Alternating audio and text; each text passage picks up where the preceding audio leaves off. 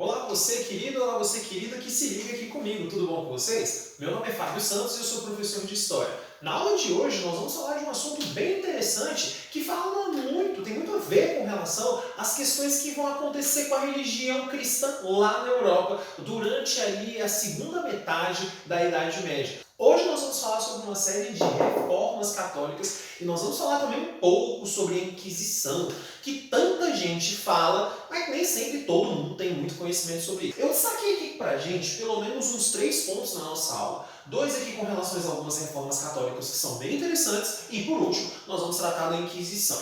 O que eu preciso que você entenda, pessoas, é que várias dessas reformas católicas tinham alguns objetivos.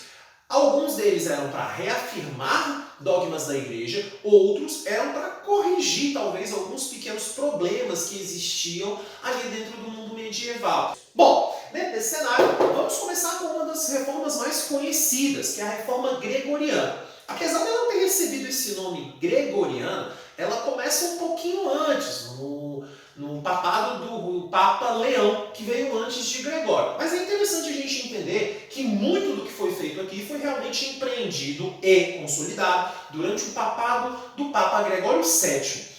A reforma gregoriana ela entra justamente nesse conflitozinho aqui que acontece entre a Igreja Católica e o chamado Sacro Império Romano Germânico. Ali no Sacro Império Romano Germânico você tinha alguns problemas, né? A começar, o imperador ele sempre queria unificar todo o Império Germânico sobre a sua autoridade. E a igreja também não era muito favorável a isso também. Dentro desse cenário, a autoridade do imperador germânico nunca era 100% consolidada, pelo menos até aqui mais ou menos o século XII, o século XIII, quando posteriormente você vai ter outros imperadores que vão conseguir fazer valer a sua autoridade ali dentro. Aí o que aconteceu aqui? Você tinha uma série de questões vinculadas aos conflitos entre o Papa e os imperadores. Em especial, você vai ter um imperador chamado Henrique, que vai ter um problema, que vai ser chamada querela das investiduras. O que é uma investidura? É quando você, enquanto autoridade, vai determinar para onde vai um determinado bispo, um determinado cardeal, um determinado arcebispo. Seria uma querela que iria discutir quem tinha a autoridade de determinar para onde as autoridades católicas iriam. Então, um bispo X vai para um local X, um arcebispo Y vai para outro lugar, e assim sucessivamente. Lá no Sacro Império Romano, o imperador Henrique queria que quem tivesse o poder de definir para onde vai cada uma das autoridades religiosas fosse ele. Já os papas acreditavam que o poder de decidir para onde cada bispo vai era da própria igreja.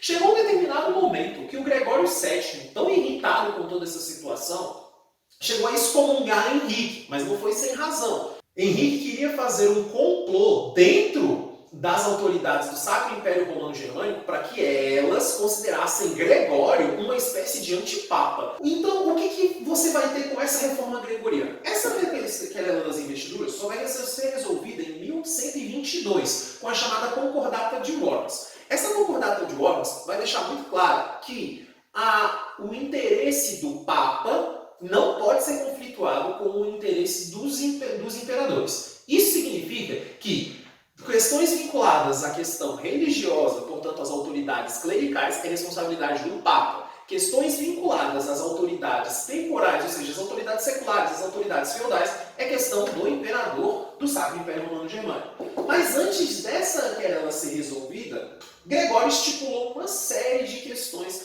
com o estabelecimento de regras entre papas e imperadores, justamente para que o interesse de um não conflituasse no interesse de outro. Esse estabelecimento é o que interfere diretamente na querela das investiduras em 1122. Além disso, essa reforma gregoriana vai defender a ideia do chamado celibato clerical. O que é isso? É o bom e velho voto de castidade. Autoridades católicas não podem contrair matrimônio, mas também não podem ter relações sexuais. Afinal de contas, celibato não significa dizer que você não pode simplesmente se casar. Significa que você não pode ter relação sexual de natureza nenhuma.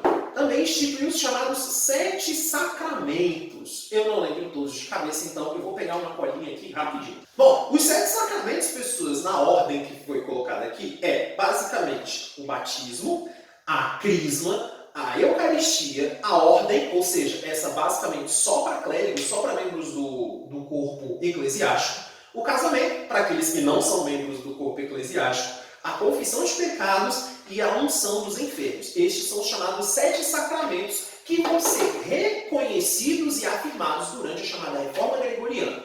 Passada a Reforma Gregoriana, pessoas, a gente vai ter aqui algumas outras coisas que seriam bem interessantes da gente destacar, que são os chamados concílios de Latrão. O que era isso? É uma grande reunião de autoridades eclesiásticas de questões cristãs para definir dogmas, ou para debater dogmas, para definir estabelecimentos. E aqui no caso, você tinha os chamados cânones. O que era o cânon?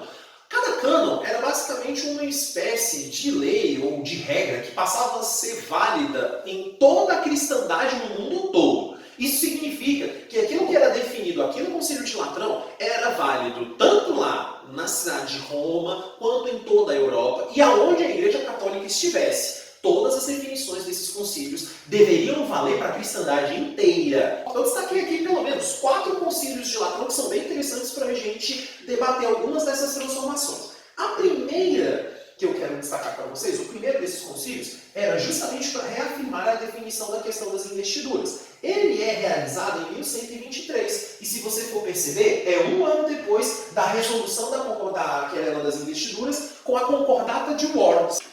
Em 1139, eu vou ter um outro concílio que vai dar fim a um chamado cisma, que foi causado por Anacleto II, que, diga-se de passagem, nem papa de fato ele era. Ele era considerado um antipapa. Ué, o que isso significa? É como se fosse basicamente uma determinada autoridade eclesiástica que se autoproclamasse papa com apoio de algumas determinadas pessoas, também membros do conselho, membros da estrutura eclesiástica. Esse cisma foi feito em 1139 e cerca de 8 anos antes ele havia sido declarado Papa. O Papa Inocêncio II não só reafirmou a sua autoridade como Papa efetivamente eleito pelo que hoje a gente conhece como Vaticano, como inclusive declarou que Anacleto II era um antipapa. É ali inclusive que começa a perder a força justamente desse sujeito. Em 1179 nós teremos o terceiro Concílio de Latrão. E esse terceiro Concílio de Latrão, para solucionar os problemas que tinham acontecido, que tinham sido discutidos no segundo, vai definir algumas normas para a eleição do Papa. O Papa, pessoas, ele passa a ser eleito por aquilo que nós chamamos hoje de conclave. O que é conclave? É justamente a reunião de praticamente todos os bispos da cristandade, bispos efetivamente importantes da cristandade mundial, ou no caso ali da Europa, que deveriam se reunir assim que um Papa morresse, para que houvesse uma eleição e, consequentemente, a transição da autoridade papal fosse passada para o Papa eleito nesse conclave. É a partir daí, inclusive, que você tem aquela fumacinha preta, aquela fumacinha branca, para definir se o conselho chegou a um Papa ou não. Dentro desse cenário, nós teremos o chamado Quarto Concílio de Latrão, realizado no ano de 1215. Esse aqui, pessoas, vai realizar uma série de questões interessantes, mas eu gostaria de destacar para vocês a condenação dessa vertente cristã, chamada de catarismo. Os cátaros tinham uma série de questões religiosas que batiam de frente com a Igreja Católica.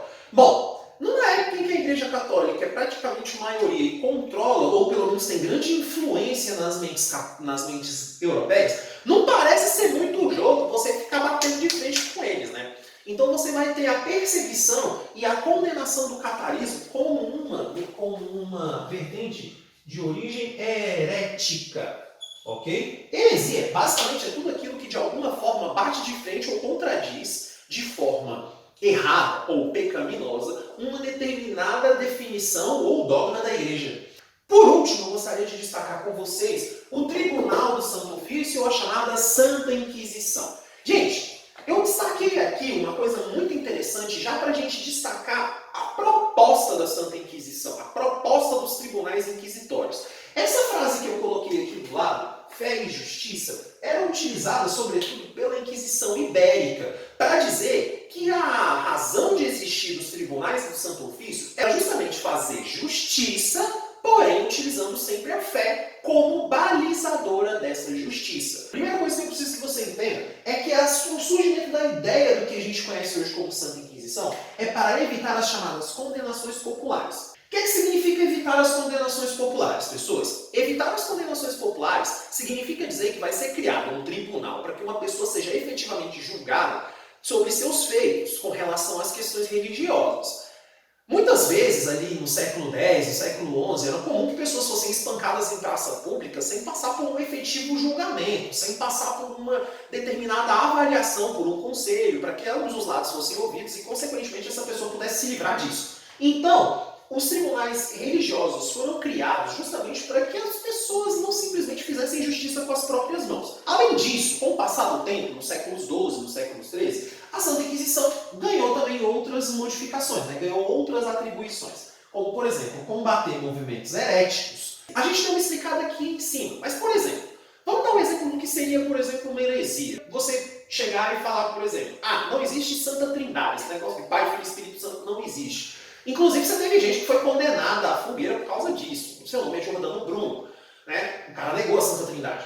Outras pessoas também vão ser condenadas por falar coisas desse tipo, e vão bater muito de frente, contradizer de alguma forma a ideologia católica ou os dogmas da Igreja Católica. Então a Santa Inquisição tinha essas funções: evitar condenações populares e combater movimentos heréticos. Além disso, também criou-se a ideia de que deveria se barrar as negações ao catolicismo. Então o fato de, por exemplo, você chegar e dizer pro seu brother que é católico e falar: pô, esse negócio de catolicismo é massa, mas eu não acredito nesse negócio não, eu acho que esse negócio nem devia existir. Numa boa, só expressando sua opinião, muito provavelmente a sua cabeça estava prêmio, porque você poderia correr um grave risco de ser perseguido por causa disso. Por volta do século XIII, já indo um pouco mais lá para o pessoal de Portugal e Espanha, você teve um sujeito chamado Domingos de Gusmão. Esse sujeito teve a genial ideia de criar as chamadas milícias de Jesus. O que seriam essas milícias de Jesus? Basicamente seriam braços armados de membros da Igreja Católica e até mesmo membros eclesiásticos do corpo do clero católico